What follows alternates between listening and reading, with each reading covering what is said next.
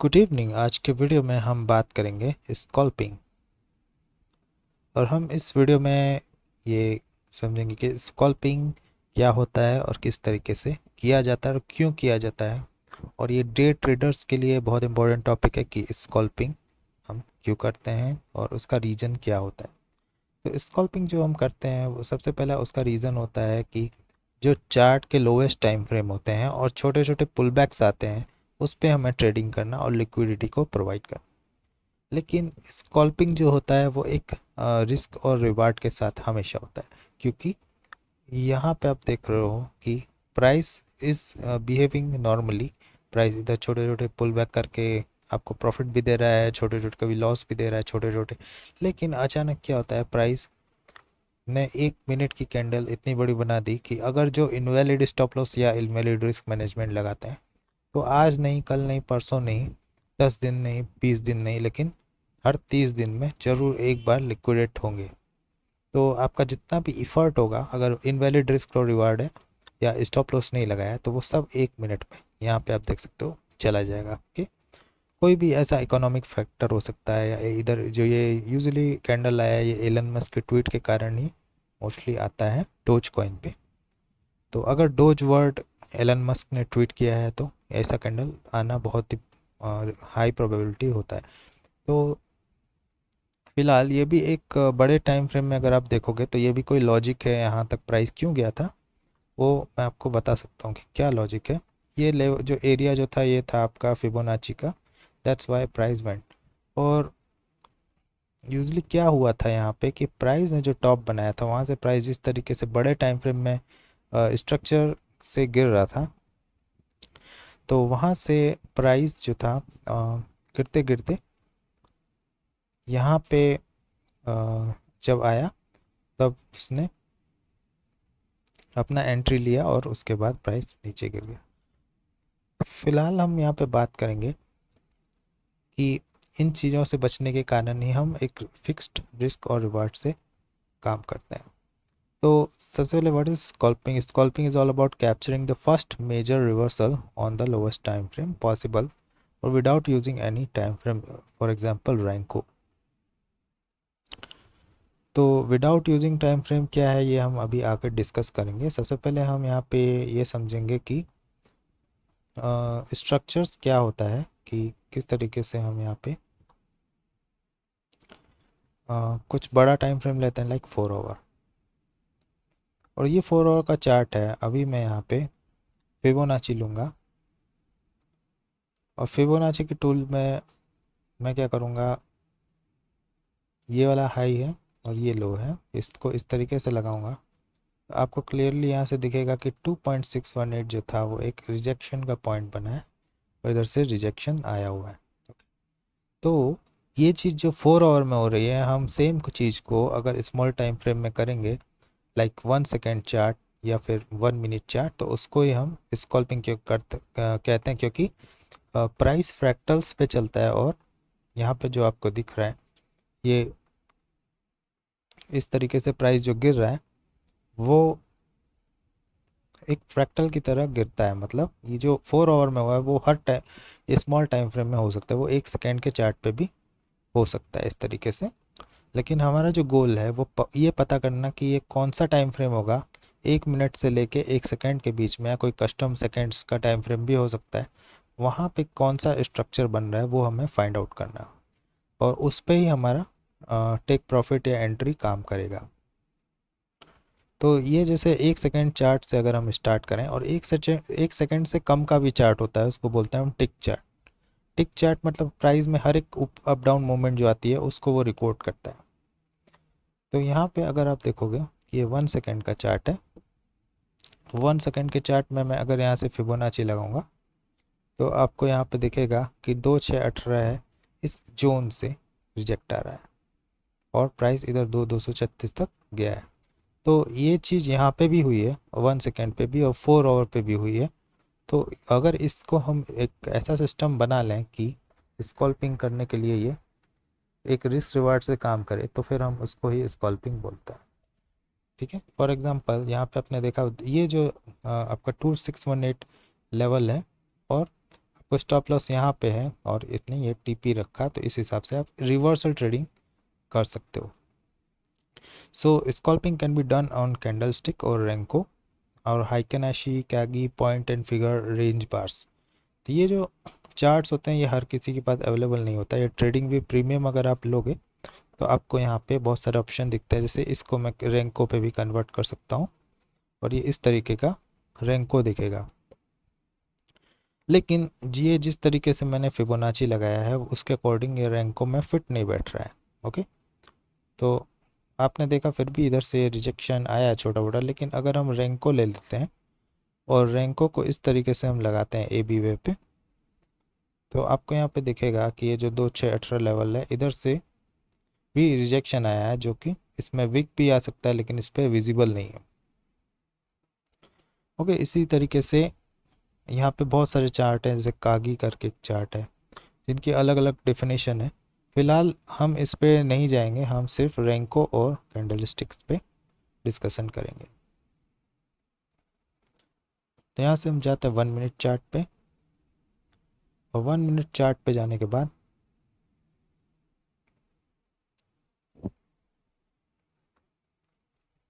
अभी यहाँ पे हम देखते हैं कि स्ट्रक्चर किस तरीके से चलता है।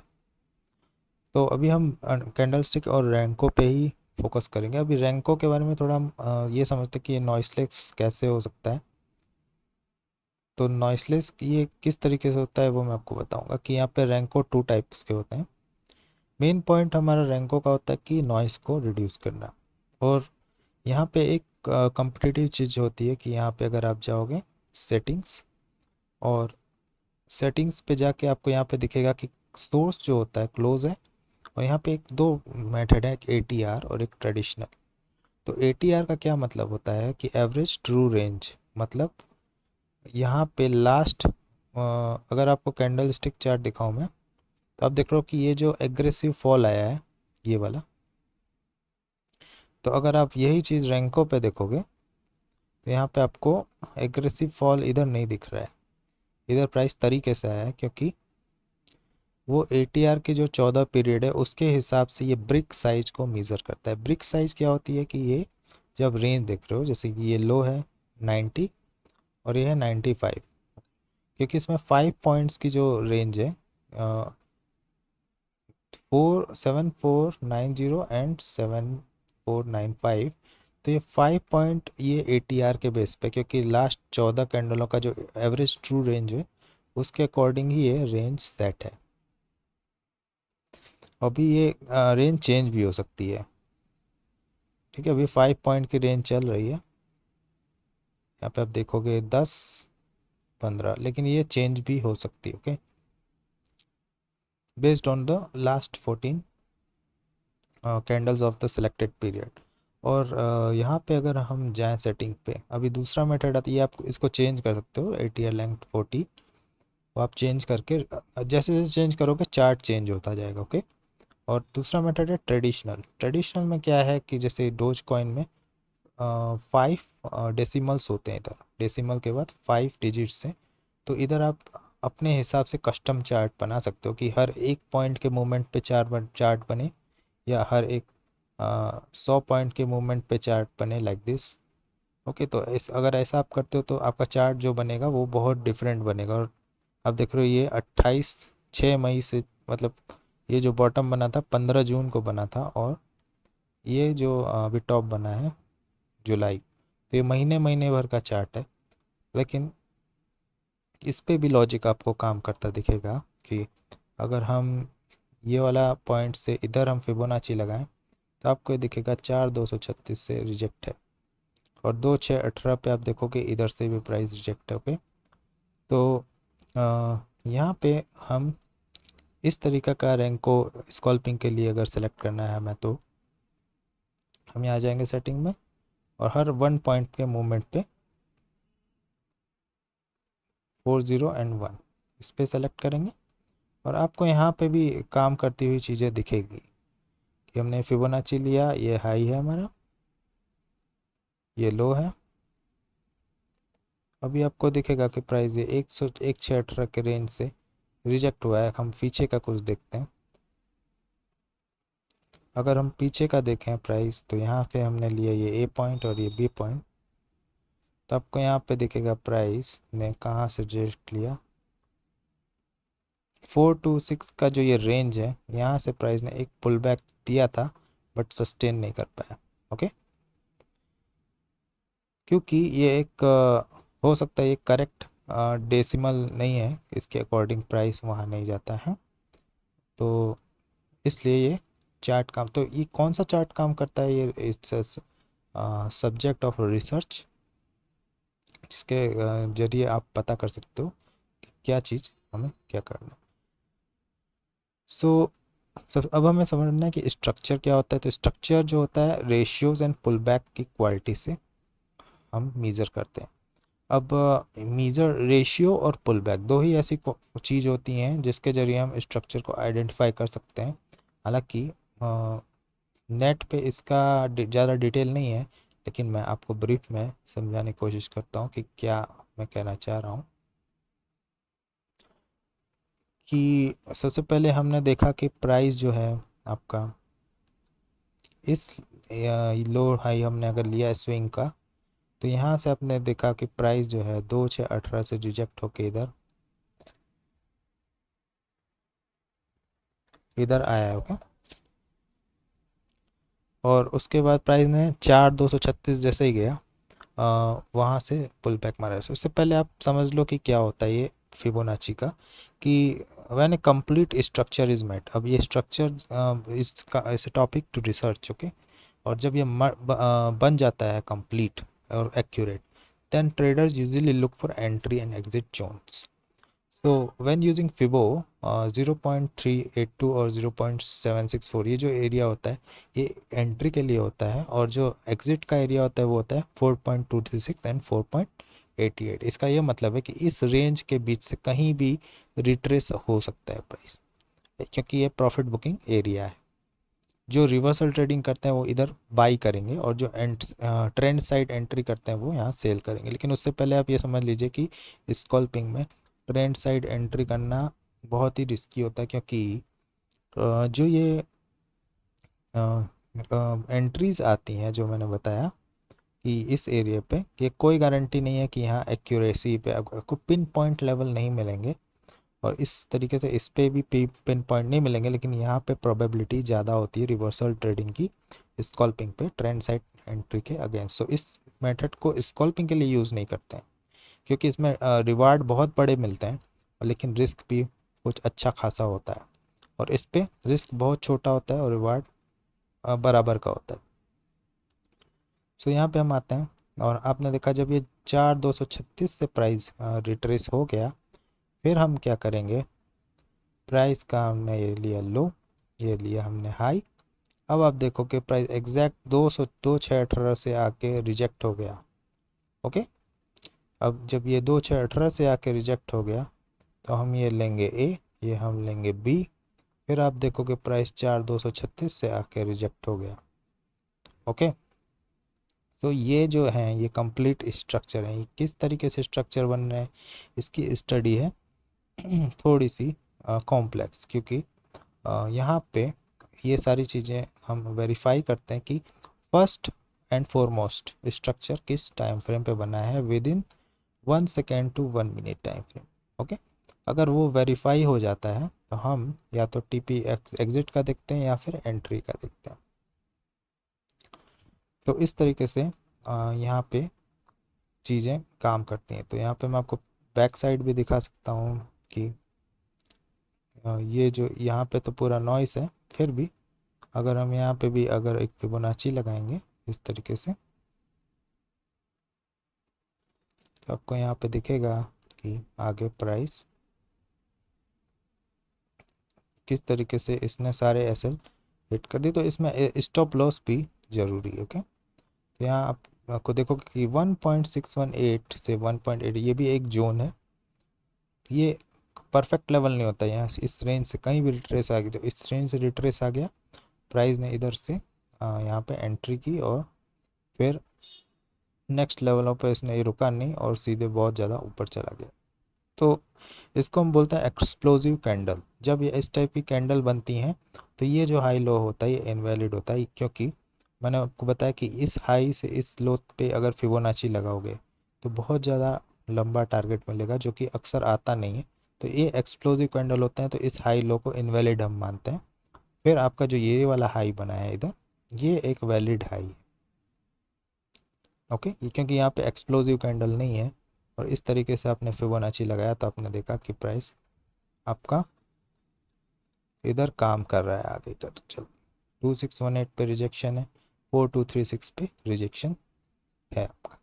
ओके, सो इस तरीके से यहाँ पे स्कॉल्पिंग होता है। और another way to remove noise from chart is by following up Elliott wave theory which has impulse and correction। तो पहला मैंने आपको बता दिया कि रैंको की है, और रैंको में ब्रिक साइज को फिल्टर करना बहुत ज़रूरी है। ओके, तो अगर यहाँ पे मैंने आपको बता दिया कि ये रैंको यूज़ करिए, लेकिन रैंको में अगर आपने ब्रिक साइज सही नहीं लगाई है तो ये हमेशा लॉस देगा या फिर अनएक्सपेक्टेड रिजल्ट देगा, क्योंकि यहाँ पे कुछ भी आप लोग सेट कर सकते हैं, लोगों को फ्रीडम है।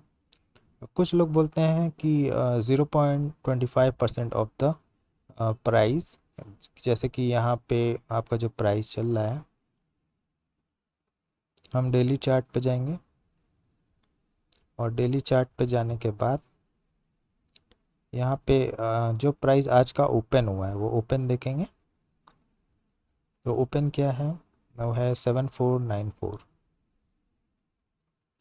तो एक बार हमें ओपन मिल जाएगा तो हम इसको 0.25% इसका निकालेंगे, इस ओपन प्राइस का, जो कि आएगा आपका जीरो मतलब 18, लास्ट के जो है डिजिट वो 18 के आसपास आएगा। तो इस तरीके से भी आप ब्रिक को सेलेक्ट कर सकते हो। जैसे कि हम रैंको पे गए और यहाँ पे सेटिंग्स पे गए और यहाँ पे जो ब्रिक साइज है यहाँ पे 18 करेंगे हम। तो ये चार्ट आपका जो बन रहा है इस पे आप बैक टेस्ट कर सकते हो कि क्या यहाँ पे हो रहा है। फॉर एग्ज़ाम्पल मैं अगर इसको फिबोनाची को यहाँ से लूँ तो आप देखोगे कि ये जो एरिया है 4236 से रिजेक्ट हो रहा है। Okay, perfectly. So brick size मैंने आपको बताया कि वो इम्पोर्टेंट होता है। अभी मैं इधर से लूँ अगर ये इस ए बी को, तो यहाँ पे भी आपको दिखेगा 4236 से रिजेक्ट आ रहा है। ओके, एग्जैक्ट मैंने कहा था इस जोन से, लाइक 4236 टू 4886, इस जोन से कहीं भी रिट्रेस आ सकता है। इधर से रिजेक्शन आपको दिखा आ रहा है। तो ये कुछ मेथड्स होते हैं फिल्टर करने के स्कॉल्पिंग के लिए। मैंने आपको बताया कि किस तरीके से स्कल्पिंग करते हैं। और एलियट वेव थ्योरी क्या होती है, वहाँ पे स्ट्रक्चर्स बनते हैं और स्ट्रक्चर्स में क्या देखा जाता है, हर चीज़ वेरीफाई की जाती है कि वहाँ पे इम्पल्स एंड करेक्टिव वेव्स को यूजली देखा जाता है। कि जैसे कि यहाँ पे आपने देखा, यहाँ पे कैंडल जो चढ़ती जा रही है एक इम्पल्स हुआ, और फिर करेक्शन कहाँ पे आता है, जो भी होता है उसका हम फिबोनाची रेशियो से अप्लाई करके ट्रेडिंग करते हैं। यहाँ पे क्वेश्चन ये है कि स्कल्पिंग जब हम करते हैं, सबसे पहला जो चीज़ है वो हमें ये ध्यान रखना है कि एक फिक्स्ड रिस्क रिवार्ड से ही काम करना है। अदरवाइज़ ऐसी कैंडल आएंगी और आपका ये हो सकता है 1 महीने का मेहनत, 2 महीने का मेहनत वो 1 मिनट पे ले जाएंगी। दूसरी कंडीशन ये होती है कि स्कल्पिंग में बहुत फास्ट ट्रेड मिलते हैं, बहुत फास्ट स्टॉप लॉस भी हिट होते हैं। इसके लिए हमें मेंटली प्रिपेयर रहना पड़ता है। और स्कल्पिंग उसी सिस्टम से करनी चाहिए जिसमें आपका एक्यूरेसी बहुत ज़्यादा हो, लाइक 70 to 80% एक्यूरेसी होना चाहिए।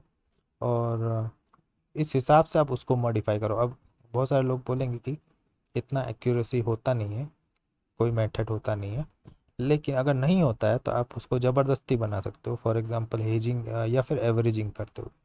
ठीक है, तो आप मतलब इस तरीके का भी सिस्टम बना सकते हो कि ये लेवल है और ये लेवल हमारा लेट से 60% एक्यूरेसी पॉसिबल होता है।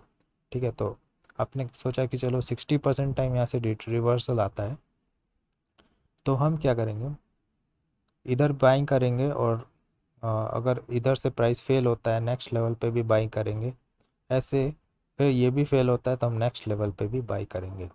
और यहाँ पे हम मार्टिंगल यूज़ कर रहे हैं या कोई भी ऐसा सिस्टम यूज़ करके एक्यूरेसी बढ़ा सकते हैं, और उसके बाद आप इस चीज़ को जो इम्पॉसिबल है वो पॉसिबल कर सकते हो। ओके, क्योंकि मैंने आपको क्या बताया कि लेट से 2618 एक ऐसा लेवल होता है जहाँ पे एक पुल बैक आने की चांसेस होते हैं, तो वहाँ से आप या तो बाइस करना शुरू कर रहे हो या सेल करना शुरू कर रहे हो, तो इस हिसाब से आप अगर कई अपने एंट्रीज को लेयर में करते हो और इंक्रीज करने लगते हो, तो ये एक मनी मैनेजमेंट मेथड हुआ जो कि स्ट्रॉन्ग होता है और आपको कई बार लॉस से मतलब आपकी स्ट्रेटेजी में एक्यूरेसी बढ़ा सकता है। और फिर क्वेश्चन ये आता है कि लेट से हम यहाँ से $10 बना रहे हैं, तो यहाँ पे हम बहुत ज़्यादा रिस्क नहीं करेंगे, हम इस तरीके से अपनी पोजीशन को डिवाइड करेंगे कि एट द एंड $10 ही बने, लेकिन वो हमें मैनेज करके बने। सो ये मैटर थे जो मैंने आपको बताया स्कॉल्पिंग के बारे में। और फिबोनाची से ही स्कॉल्पिंग होता है मोस्टली, क्योंकि और दूसरा मेथड होता है ज्योमेट्रिकल। ज्योमेट्रिकल में आपके फिबोनाची नंबर काम नहीं करते हैं, लेकिन ये टूल ज़रूर काम करता है। सो ज्योमेट्रिकल एग्जांपल मैंने आपको ऑलरेडी इस टॉपिक में वीडियोस में अपने बताया ही है कि मेजर्ड मूव किस तरीके से मेजर्ड होता है जब कोई पैटर्न बनता है। लेकिन आपको दिखेगा यहाँ पे यूजली पैटर्न्स नहीं बनता है, प्राइस या तो फ्लैट कर रहा है या फ्लैट राइज कर रहा है, तो इस कंडीशन में ये फिबोनाची पे ही काम कर रहा है। तो कौन से टाइम फ्रेम में कर रहा है ये रिसर्च का सब्जेक्ट है, और मैंने आपको बता दिया कि कई ऐसी चीज़ होती हैं रैंको, और एक हाइकनाशी भी होता है जो कि नॉइस फिल्टरिंग का काम करता है। तो हाइकनाशी पे भी अगर आप देखोगे तो ये भी एक नॉइस फिल्टरिंग का तरीका है और कुछ खास नहीं है इस पर। तो इस तरीके से मैंने लगाया तो आपने देखा प्राइस अगेन 4236 एरिया से इधर से रिजेक्ट हुआ है। So overall the goal is to find which is the correct structure. और जहाँ तक मैंने आपको बताया कि ये सब ऐसा क्यों होता है, प्राइस 4236 से ही रिजेक्शन क्यों आता है वो, और कभी कभी नहीं आता है, तो ऐसा क्यों होता है, इसका आंसर ये है कि इस जो मार्केट में कई तरीके के 20 से भी ज़्यादा हार्मोनिक्स पैटर्न्स होते हैं जो कि अलग अलग तरीके से बनते रहते हैं। जो हार्मोनिक पैटर्न्स होते हैं उसमें जैसे कि ये XAPCD है, तो उसमें एक प्रॉपर्टीज़ होती है जो कि वेरीफाई होनी होती है। ओके, तो उसमें एक पॉइंट नहीं, जैसे आपने सिर्फ AB को वेरीफाई किया तो काम नहीं बनेगा, आपको XABCD ये सारे कुछ को वेरीफाई करना पड़ेगा, तब जाके आप ये वाला जो पॉइंट है रिवर्सल वाला ये आप निकाल सकते हो। और हार्मोनिक पैटर्न जो होते हैं वो थोड़े कॉम्प्लेक्स होते हैं स्टडी करने में, क्योंकि यहाँ पे जो आप ये दिख रहे हो ये है रेशियो 0.548, ये है रेशियो। ओके, और इस तरीके से मैं इसको मूव करूँ तो आप देखोगे रेशियोज चेंज हो रहे हैं। तो ये रेशियोज जो होते हैं और ये पॉइंट्स जिस तरीके से मार्केट रिएक्ट कर रहा है वही डिसाइड करता है कि आगे क्या होने का है। ओके, इसलिए फिबोनाची लेवल काम करते हैं। फॉर एग्जांपल अगर आपने ये XA सही में वेरीफाई कर लिया है, अगर इसका रेशियो भी सही बैठ रहा है B के साथ, तो आपका वन जो भी लेवल है 423 वो हमेशा काम करेगा। लेकिन कभी ऐसा स्ट्रक्चर बना जिसमें ये रेशियो वेरीफाइड नहीं है, तो आपका वो लेवल काम नहीं करेगा। फिर आप कंफ्यूज हो गए कि यार ये कभी काम करता है कभी नहीं करता है। तो अगर इसको आपको डिटेल में जानना है तो आपको XABCD के एक पैटर्न नहीं होते हैं, इस पर आपको जो दिख रहा है सिर्फ 5 पैटर्न है, 6 पैटर्न है, जबकि हार्मोनिक्स में 20 से ज़्यादा और कस्टम पैटर्न्स भी होते हैं जो कि based on the specific symbol, her symbol के लिए अलग प्रॉपर्टी हो सकती है। वो इसलिए क्योंकि मैंने आपको बताया 0.25 का जैसे रैंको में रूल है, वैसे हर हर में डिजिट्स जो होते हैं वो अलग होते हैं। ठीक है, जैसे ये लिंक है इसमें 3 डिजिट है, डोज में 5 डिजिट है, तो उसके हिसाब से कैलकुलेशन सबकी अलग हो सकती है। बल्कि ये जो होता है रेशियोज जो बहुत इंपॉर्टेंट टॉपिक होते हैं स्टडी करने के लिए, इसको आप अगर 5 स्ट्रक्चर्स को अगर A B को प्रॉपरली वेरीफाई कर लेते हो और 95% टाइम इस जो आप पैटर्न चाह रहे हो वो रेशियो फॉलो अप हो रहा है, तो देर इज़ हाई चांसेस कि ये बॉटम आपको पता लग सकता है। आई होप इस वीडियो में मैंने थोड़ी बहुत इन्फॉर्मेशन शेयर करी जिससे आप रिसर्च एंड डेवलपमेंट में अगर आपको हेल्प हो सकता है। जब आप रिसर्च करोगे तो इससे बहुत सारी स्ट्रेटजी आपको मिल सकती हैं अगर ये आप फॉलो अप करोगे। So that's all on today's video, thanks for watching.